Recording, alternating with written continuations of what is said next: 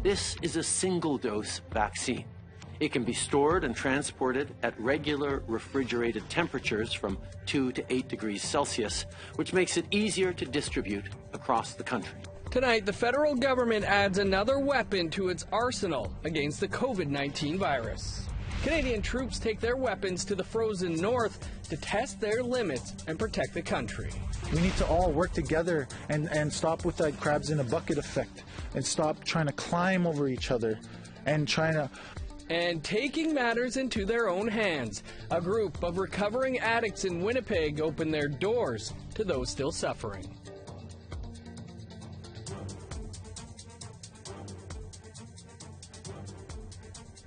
Good evening, I'm Dennis Ward. Welcome to APTN National News. Some good news tonight on the vaccine front.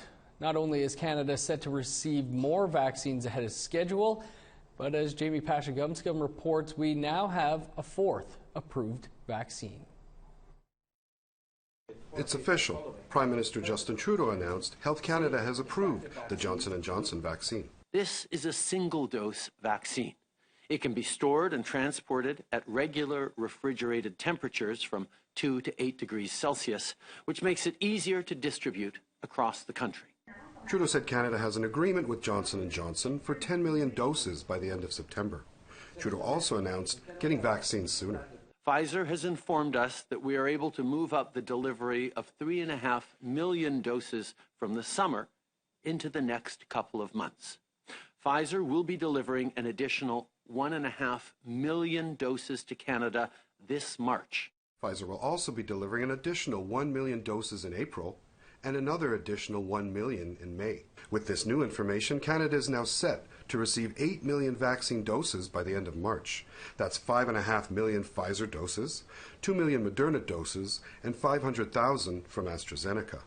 In the second quarter this spring, we will be getting 36.5 million doses in total from all three manufacturers, with 118 million doses in total by the end of September, and this includes the newly announced Johnson & Johnson vaccine. Canada's Chief Medical Health Officer says this first quarter has been the toughest. Beyond that, I'm actually pretty optimistic, while cautiously optimistic as I always am. But I think it is important to strike that right balance of hope, yet vigilance. Hope, yet resilience building. As usual, ministers and officials stress that we're not out of the woods yet, but today was good news in our battle with COVID-19.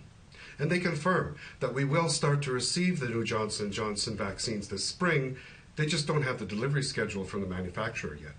Jamie Pashagumskum, APTN National News, Ottawa. To a blockade now in BC and a reprieve for some of those that are fighting back against the old-growth forests, to save the old-growth forests on Vancouver Island. They'll be allowed to continue now for another 3 weeks. About 150 people rallied outside the BC Supreme Court in Victoria in support of stopping old-growth logging. Logging company Teal Jones filed for an injunction to remove the blockades near Port Renfrew. Some have been up for 7 months. Yesterday, the BC Supreme Court granted a 3-week adjournment that the protesters' legal team was seeking to build their defense. We didn't have enough time to respond to all that, given the 2 weeks, so she granted an extension. We're here till it ends. Like, you can't stop this movement. It's just going to keep going. Another death of an Indigenous inmate at a correctional facility in Manitoba. It's the second such death in a month. Details after the break.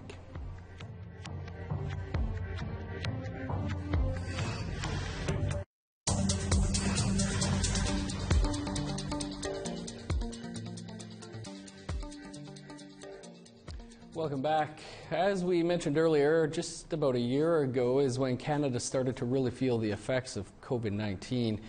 While Nunavut managed to keep the virus out for longer than the rest of the country, that didn't last. Here's Ken Driscoll with more. I can tell you exactly what I was doing a year ago this week. I was meeting Nunavut Chief Public Health Officer Dr. Michael Patterson for the first time to ask him about what we were still calling the coronavirus. 1 year later, here I am getting the first dose of my COVID-19 Moderna vaccine. Over 8,600 Nunavummiut have received the first dose. Just over 5,000 have received both. Here in Iqaluit, there have been no cases of COVID-19, but one community has been the center of Nunavut's COVID cases and response, Arviat. Of Nunavut's 373 cases, 329 have happened in the Nunavut community of 2,600. John Main is one of two MLAs who represent Arviat. The other is Premier Joseph Ikita. Main is in Arviat despite the Legislative Assembly currently being in session. Travel restrictions prevent him from attending in person. He's using Zoom like the rest of us. A long year for Nunavummiut has been an even longer year for Arviat-Miut. I think the biggest gap that we've seen here in the past months, despite all the efforts from Department of Health and municipality, the biggest gap that I've seen has been in the lack of secondary accommodations available for people. The orders have been to stay at home, and unfortunately, we have not provided alternatives for people who are living in overcrowded housing. It has been a year of rapid change for Nunavut. Schools were shut down in March 2020 and didn't reopen until September. In Arviat, they're still teaching remotely. To enter Nunavut, you need to spend 2 weeks in a government-run quarantine in the south. This hasn't been easy for anyone. And, it's not been an easy year for myself personally and for many of my constituents. And in my role as an MLA, just the amount of hardship that I'm hearing from my constituents has been very hard to take. From time to time, you feel a bit helpless as an elected official to actually change the course of an outbreak, to change where this thing is going. But I think, on the whole, I think we have more to be proud of in our response than things that we shouldn't be proud of. And now, the vaccines are rolling out in Nunavut. The government says they're on pace to have 75% of the adult population vaccinated by the end of March. Arviat has been in some form of lockdown since fall 2020. And when restrictions lift, no one will be more grateful than them. It has been a very long year. Ken Driscoll, APTN National News, Iqaluit. Well, we'd like to hear how your life has changed over the past year because of the pandemic. Here's how you can reach out to us. You can send your emails to news@aptn.ca or leave a comment on our website. That's at aptnnews.ca. You can also find us on Facebook, Twitter, Instagram, YouTube, and TikTok. Follow APTN News to join the conversation and see our latest stories. The death of an inmate in Manitoba has First Nation leaders calling for a public inquiry into the justice system. This is the second time someone has died in custody in less than a month. Here's Brittany Hobson with more on the continued calls for a First Nations-led justice system. First Nations leaders are demanding answers after a second man from Sagkeeng First Nation died while in custody. Dwayne Simard died on March 1st at the Stony Mountain Institution. Simard was brought into custody after a standoff with Winnipeg police 2 days earlier. The health and well-being of our citizens is now being compromised, and we have big questions around that because this is starting to become a regular occurrence. Southern Chiefs Organization Grand Chief Jerry Daniels is calling for a public inquiry into these incidents. At the time, Simard was wanted on several warrants and was considered unlawfully at large. This is a second in-custody death in less than a month. William Amo, also from Sagkeeng, died on February 14th in hospital. Days before his death, he was involved in an incident with guards at the Headingley Correctional Facility. Chief Derek Henderson says the families are left with many questions.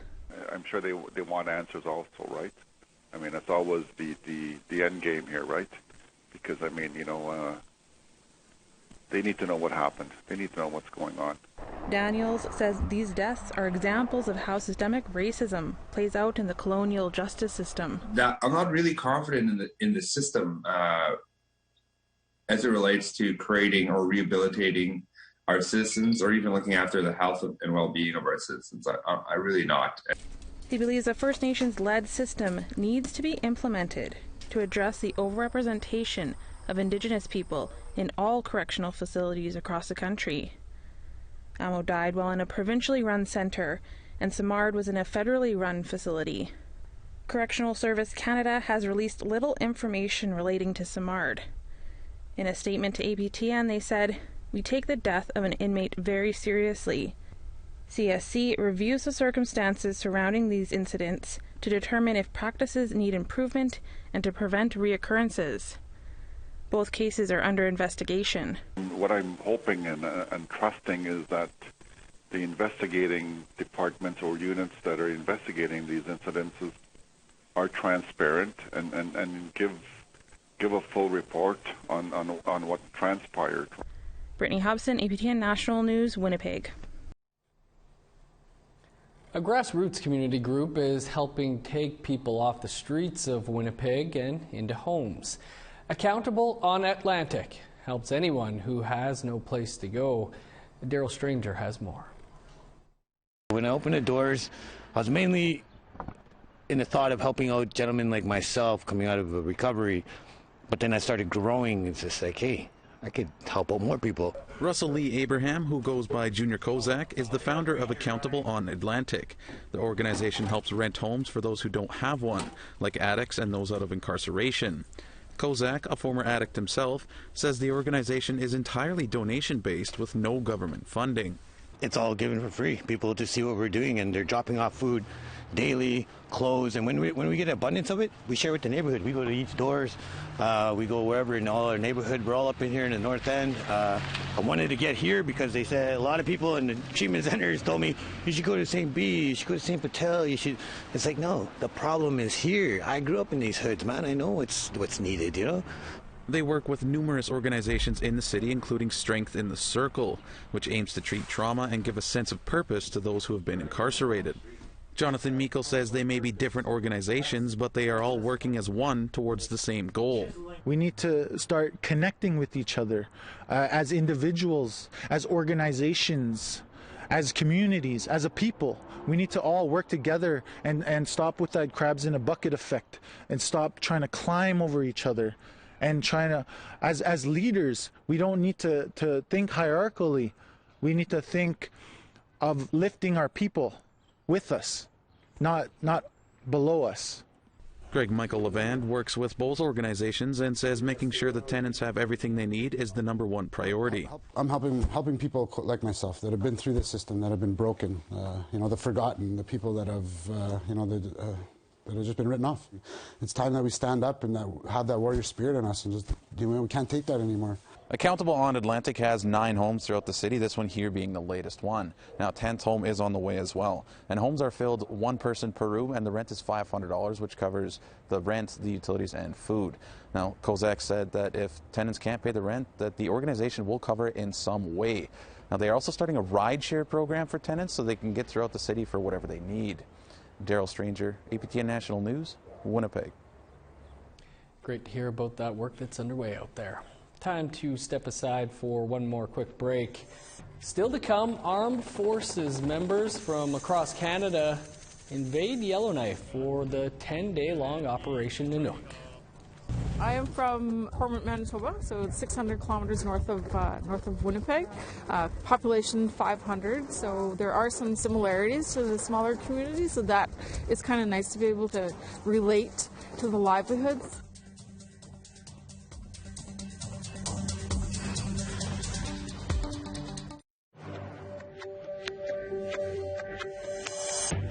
Welcome back. Time now to take a look at our photo of the day. This was sent in by our viewer, Clem Roy. Clem captured the sun just breaking the horizon at Tobin Lake, located near Cumberland House, Saskatchewan. Thanks, Clem. Over the weekend, we hope you'll get your camera out and take some photos and then send them to share@aptn.ca for the chance to be our next photo of the day. For most parts of the country, it's shaping up to be a beautiful weekend. Let's take a look now at tomorrow's weather forecast. Starting on the East Coast, 0 for Halifax, +2 with flurries in St. John's. -21 in Inukjuak, snow and 4 below for Nain. -5 in Montreal, 12 below with snow for Chibougamau. -7 in Sault Ste. Marie, 8 below with snow for Ottawa. -1 in Thunder Bay, -2 in Sioux Lookout. 11 below for Churchill, +6 in the Pas. 9 above in Winnipeg, 6s throughout most of southern Manitoba. +8 in Regina, 5 above in Saskatoon. +4 in Uranium City, Stony Rapids, and Meadow Lake. Over in northern Alberta, +4 in Grand Prairie, 7 above with showers for Fort McMurray. 12 in Medicine Hat, 7 in Edmonton and Calgary. 10 above with showers for Vancouver and Victoria. +1 with showers in Fort Nelson, 6 in Prince George. -19 in Old Crow, 1 below with snow for Whitehorse. -4 in snow in Yellowknife, +2 for Fort Liard. -22 with snow in Sax Harbor, snow and 18 below in Paulatuck. -16 in Chesterfield and Cambridge Bay. -29 in Resolute, -24 in Clyde River. It's been a busy week for the military in Yellowknife. Training operations are underway around the capital, bringing in personnel from across the country. Our reporter Charlotte Mort Jacobs had the opportunity to tag along and learn from those involved in keeping the North safe. It looks like something out of a movie, but Operation Nanook isn't for entertainment.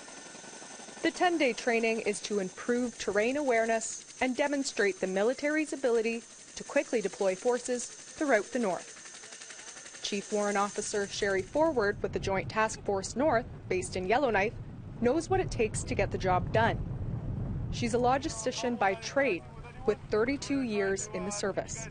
You know, any distance that you have to travel, like the logistics, the transportation side of it, the supply chain to get anything into the North, it takes a lot of planning and definitely a lot of preparation, and you have to have contingency plans in place. It's definitely expensive operating in the North as well. Officer Warrant's favorite part, working with communities. I am from Manitoba, so it's 600 kilometers north of Winnipeg. Population 500, so there are some similarities to the smaller communities, so that it's kind of nice to be able to relate to the livelihoods. Training normally happens in the high Arctic and with a larger international group. But despite COVID-19 pandemic restrictions scaling back this year's operation, 150 regular and reserve force personnel were still involved. It's important to come up slowly in the ice.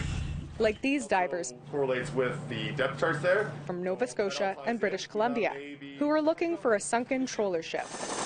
And this newly formed Canadian Rangers Patrol, based in Yellowknife. First, they did the entire route on snowmobile. They tested the ice thickness for the helicopter landing sites, and they also found bivouac sites. So this site here that we're at today, where the platoon is bivouacked at, this was initially chosen by the Canadian Ranger Patrol Group. Commanded by Joint Task Force North, the organizing body responsible for over 40% of the country's landmass and 75% of the country's coastline, Operation Nanook is all about partnerships. It's a really good opportunity for our soldiers in the South to understand just the challenges that it takes to operate in the North. Just the weather, the logistics, cost, right? I believe it's a huge eye-opener for a lot of our soldiers. Charlotte Mort Jacobs, APTN National News, Yellowknife. Tonight on APTN Investigates, the first in a two-part documentary by Rob Smith entitled Down the Barrel. A look at 50 years of struggle to define Indigenous rights. A multifaceted, multi-generational battle fought on many fronts. For more, Rob joins us now. Rob, good to see you. Looking forward to tonight's episode. Why was this a project you wanted to work on? Well, it all began with, of course, the Wet'suwet'en situation, the raid that happened last year, a raid that happened 2 years in a row for the Wet'suwet'en, and the solidarity movement that kind of came after that. It really looked like a moment in time. In fact, I was thinking it was going to be the biggest story of the year, and then it was put on pause because of the pandemic. So. I was able to take a look back and see if, was that something that was going to be something that moved the needle, or was it just going to be something that the government dealt with and moved on from? And so what we did was we went back 50 years to when things really started to ramp up in the 70s in terms of political fights for our Indigenous rights, and decided to take a look at a broad-based look at how those fights started and why we fight. What were some of the things you learned from doing that look back? Well, what we decided to do was take a look on 3 fronts. It's obviously not a pan-Indigenous thing that's going on. There's not a strategy. Each individual First Nation, each community has its own way of dealing with it. So we decided to take a look on 3 fronts. One was the Yukon land claim. Another was what happened in Wet'suwet'en. And the third one was how we deal with our rights in court. So we took a deep dive on the New Channel fishing rights case, and decided to present those 3 things in the timeline of the past 50 years within that context. Rob, what were some of the moments that stand out for you?